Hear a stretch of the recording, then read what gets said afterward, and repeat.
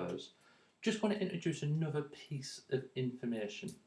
So if we think back to the spinster, if she had a husband and on his death the estate transferred to her, now remember transfers between spouses are exempt,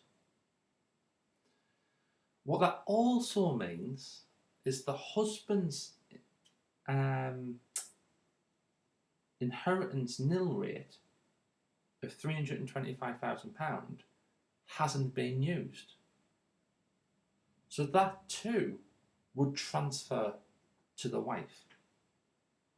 So the wife would have her own inheritance nil rate of £325,000, and she can also use the unused element from her husband. So let's have a look at that in this illustration.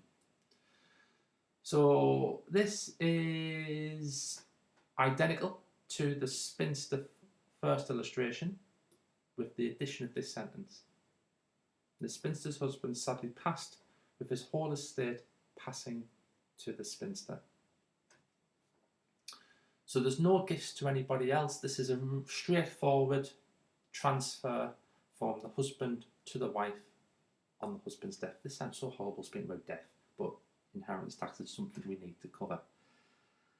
Right then, so we start off with the chargeable estate.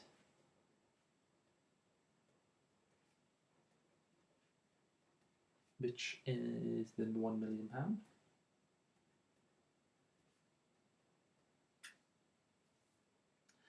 And the inheritance nil rate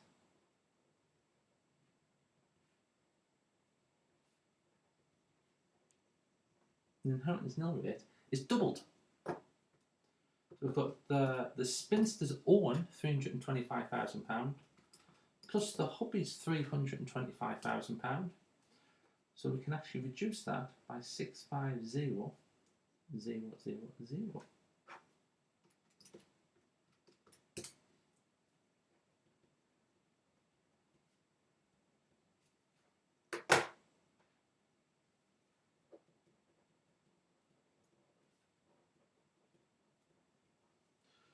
So the taxable estate is £350,000, subject to 40% tax.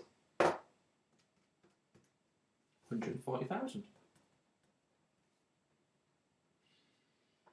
Payable by the nieces and nephews by, what was the date? The 30th of November 2020.